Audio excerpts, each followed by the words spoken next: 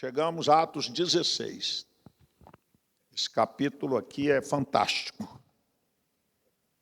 Os irmãos já notaram que no capítulo 16 tem a história da igreja nascendo em Filipos. 17, você tem a história da igreja nascendo em Tessalônica. 18, você tem a história da igreja nascendo em Corinto.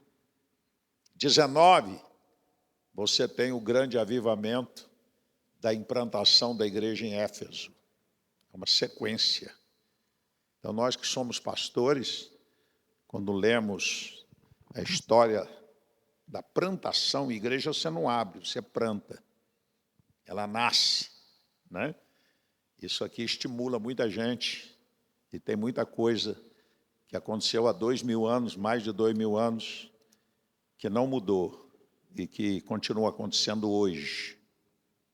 E uma delas principais aqui que nós vamos encontrar é a parceria com o Espírito Santo. Vamos ler.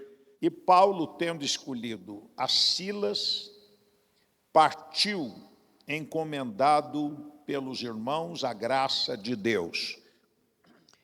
E passou pela Síria e Cilícia, confirmando as igrejas. E chegou a Derbe e Listra. E eis que estava ali um certo discípulo por nome Timóteo, filho de uma judia que era crente, mas de pai grego. Do qual davam bom testemunho os irmãos que estavam em Listra e em Icônio. Agora que eu encontrei aqui outra parte. Tá certo. O problema de tradução às vezes confunde. Paulo quis que este fosse com ele, e tomando-o, circuncidou por causa dos judeus que estavam naqueles lugares, porque todos sabiam que o seu pai era grego. E quando iam passando pelas cidades, lhes entregavam, para ser observados, os decretos que haviam sido estabelecidos pelos apóstolos e anciãos em Jerusalém. De sorte que as igrejas eram confirmadas na fé, e cada dia crescia em número. 6. E passando pela Frígia e pela província da Galácia, foram impedidos pelo Espírito Santo de anunciar a palavra na Ásia.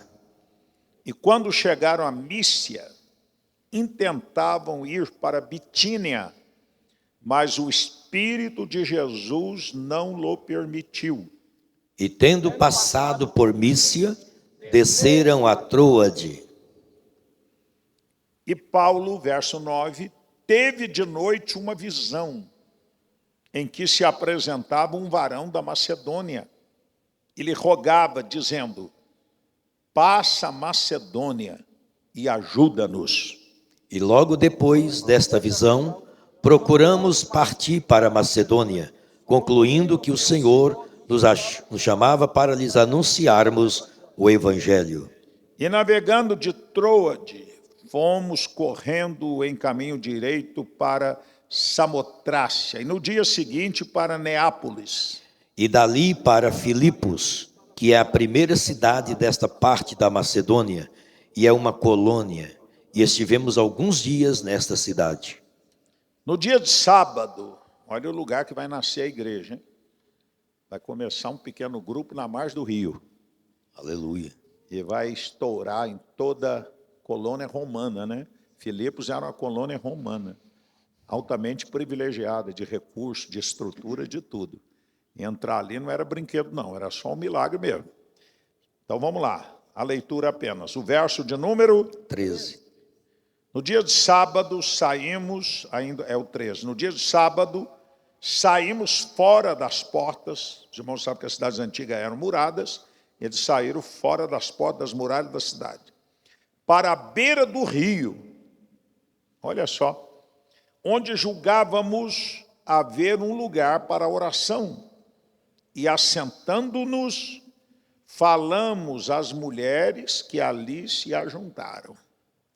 E uma certa mulher chamada Lídia, vendedora de púrpura da cidade de Tiatira, e que servia a Deus, nos ouvia e o Senhor lhe abriu o coração para que estivesse atenta ao que Paulo dizia. Meu Jesus. Depois que foi batizada, a decisão foi rápida. Olha, primeira convertida, uma comerciante, abastada, vendedora de púrpura. Púrpura era um tecido altamente caro, usado nos palácios pelas altas autoridades. Subentende que ela era uma mulher rica, né, e que tinha uma grande casa. E a casa dela vai se transformar numa primeira célula e depois expande para a cidade. Que coisa forte isso aqui. Né? A gente lê a Bíblia há tantos anos, mas cada dia que a gente lê, o Espírito de Deus traz vida. Olha só, a Lídia converte. Pode ler, irmãos, 14. É o 16 agora. Pode repetir, não tem problema, é tão importante. 1, 2, 3. E uma certa A mulher, chamada Lídia, vendedora de púrpura, da cidade de Tiatira, e que servia a Deus, nos ouvia, e o Senhor lhe abriu o coração para que estivesse atenta ao que Paulo dizia. Depois que foi batizada, Paulo apresentou a ela Jesus como Messias. Ela já era uma mulher temente que tinha sede por Deus, mas não conhecia o plano de salvação.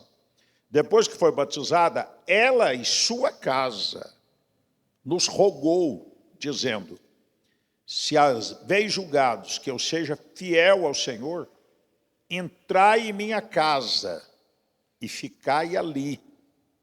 E nos constrangeu a isso. Irmão, eu não ia comentar não, mas precisa comentar aqui alguma coisa. Olha só, é muito importante, né? Especialmente na implantação de igrejas, e eu, pela graça de Deus, desde os meus 18 anos eu faço isso.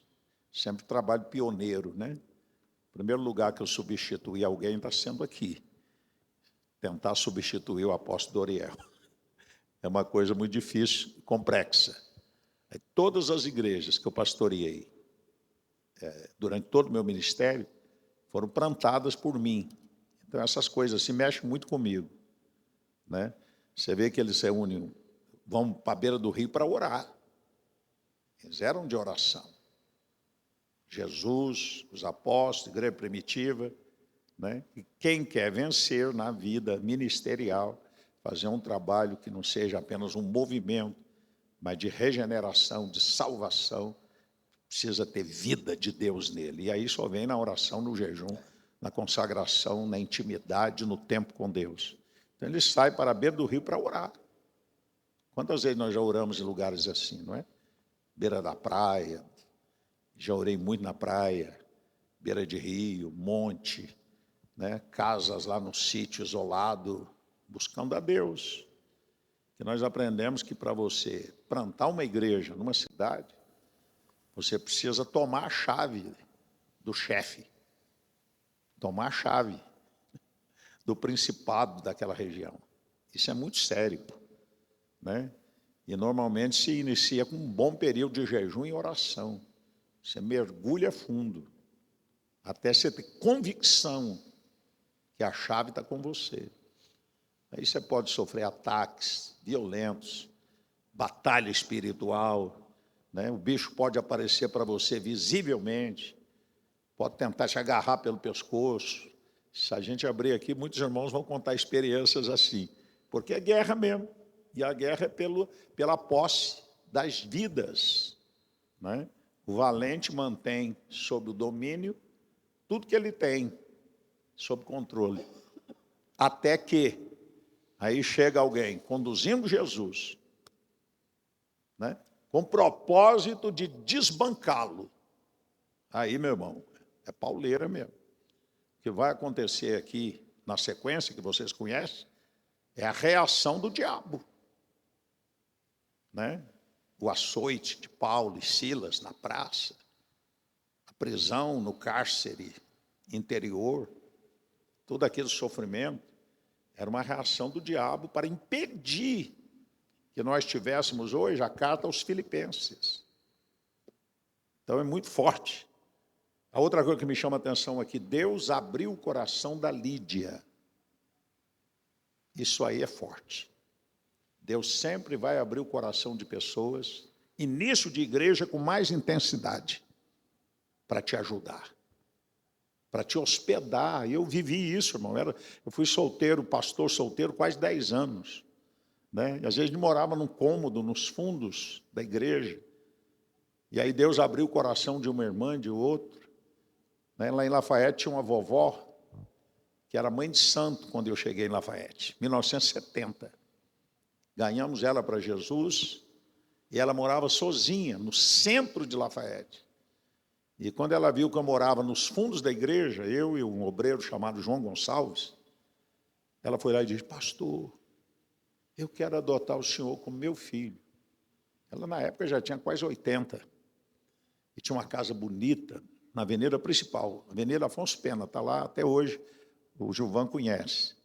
E nos fundos da casa, uma suíte muito bem arrumada, e ela morava sozinha. E eu fui. Como aquela vovó cuidou de mim? O melhor era para mim. Ela ia caminhando, comprava, né, lá, casa de carne, lá depois eu lembro de Lafayette até hoje, depois da linha, e comprava melhor carne, legumes e tal. Ela tinha um filho biológico, o filho ficou com uma ciumeira, entendeu? Eu tive que conversar com ele, entendeu? Ele não tinha entendido por que ela estava fazendo aquilo com aquele pastorzinho que tinha chegado na cidade. Aí você vai para São João del Rei, a mesma coisa, Deus usou o Alcino. Quem lembra do Alcino? Gente, o Alcino era da igreja presbiteriana, presbítero da presbiteriana. Ele e a esposa, Ruth, foram nossos pais em São João del Rei. Eu não tinha carro, o carro dele era colocado à disposição, era um Fusquinha 1200, que a gente rodou muito por ali, e era aquele apoio moral, financeiro, né, de apresentar muitas pessoas, as autoridades. Quando eu fui abrir a igreja no Prado, abrir não, era uma campanha. O rádio pegava muito bem na região. Ao lado de São João del Rei tem uma cidadezinha chamada Prado. E eu, aproveitando a audiência do rádio, anunciei uma cruzada na praça, lá no Prado. E naquele dia, da primeira noite, o padre famoso, velhinho, morreu. E aí o que o diabo fez? Espalhou na cidade que o padre tinha morrido e que o pastor protestante ia tomar conta da paróquia. Vai escutando. Eu falei do Alcino, lembrei disso porque ele está na história. Irmãos, quando eu cheguei lá, tinha uma multidão na praça. Eu fiquei alegre, né? Falei, olha que maravilha. Mais do que eu pensava. Dentro do Fusquinha do Alcino. O Alcino dirigindo, eu não tinha carteira. E quando nós chegamos, a multidão veio, circulou o carro. Com pedra na mão, com pau na mão. E começaram a cantar Ave Maria, Ave Maria, Ave Maria. O Alcino percebeu, ele era investigador, ele tinha experiência com segurança, meteu o pé no acelerador, rompeu e me levou para uma casa que era uma pessoa que ouvia o programa e que tinha nos convidado. Aí entrei na casa e me escondeu lá. O povo foi, circulou a casa, queriam me linchar. O diabo fez isso. Aí o Alcino conseguiu contactar com a polícia e chegaram algumas viaturas que nos protegeu e nos tirou. E isso é muito sério. O primeiro lugar que eu sacudi o pó contra a cidade foi lá em Prado. Foi um negócio terrível. Na minha biografia, acho que eu conto isso. Então, o Alcino, falando de pessoas que Deus abre o coração, aí vai para Valadares. Lá Deus abriu o coração, foram de vários, né? E assim sucessivamente. Todos os lugares, plantação de igreja, início de um trabalho, Deus vai mover pessoas.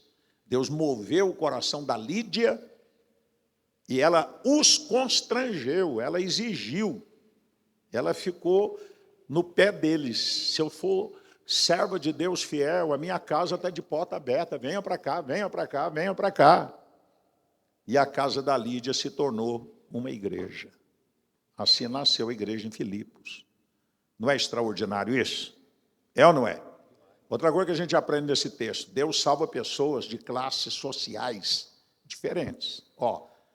Salvou a comerciante. Depois salvou quem? A pitonisa. A feiticeira, a adivinha, que era escrava 2 vezes. Escrava do diabo e escrava do patrão, que explorava a sua mediunidade e faturava alto. E quem mais que ele salva? Funcionário público do Império Romano, carcereiro. Olha como nasce a igreja ali. Irmãos, nós precisamos voltar a crer. Se alguém perdeu a fé, como Deus coopera com a gente quando a gente vai, quando você bota o pé na estrada, quando você decide.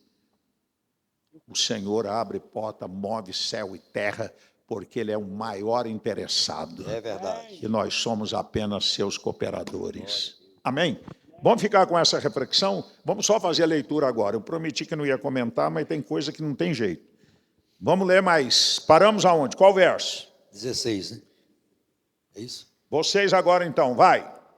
E aconteceu que, indo nós à oração, nos saiu ao encontro uma jovem que tinha espírito de adivinhação, o qual, adivinhando, dava grande lucro aos seus senhores. Prossegue. Esta, seguindo a Paulo e a nós, chamava dizendo: esses homens que nos anunciam o caminho da salvação são servos do Deus Altíssimo. Vai. E isto fez ela por muitos dias. Mas Paulo, perturbado, voltou-se e disse ao Espírito: em nome de Jesus Cristo, te mando que saias dela. E na mesma hora saiu. Faz uma pausa, irmão. Aqui tem que falar também 2 minutos. Vocês segura aí. Espírito de Piton. Pitonisa é derivado de piton. O que é piton? Na nossa linguagem é sucuri. Cobra gigante, que não tem veneno, mas mata por asfixia. Aqui tem uma conotação espiritual muito forte. Uma vez eu ouvi o Danduque falando sobre isso, eu nunca mais esqueci. Existe o espírito de Piton nos dias de hoje, que vem para sufocar, trazer o desânimo, a prostração, sabe? A sonolência, o enfraquecimento espiritual. Você já viu falar em esgotamento espiritual? Tem até um livro com esse nome. Tem um palito de fósforo com a cabecinha assim, ó. Esgotamento espiritual. Fósforo queimado com a cabecinha assim. Esgotamento físico, emocional, mas tem um esgotamento espiritual. Isso muitas vezes é provocado pelo piton, que ataca à noite, terror noturno, né? E que está fazendo contra-ataque. Ontem a gente falou disso aqui rapidamente. Então, esse espírito de piton, ele continua atuando. Que é essa cobra, a sucuri também, acho que tem essa mesma estratégia. Fica num lugar elevado, quando passa a vítima, ele joga em cima e... Então, se tiver alguém sofrendo qualquer pressão... E está atingindo muitos pastores, essa pitonha. Pois é. Então, a gente precisa repreender todo espírito de piton, que procura tirar as forças, o esgotamento espiritual. E o Senhor quer renovar as nossas forças para caminhar mais 40 anos. Elias caminhou 40 dias. Nós vamos caminhar 40 anos com o alimento que Ele está nos dando. Amém, irmãos? Deus abençoe. Um dia abençoado para nós, de muito trabalho, muita produtividade. Glória a Deus.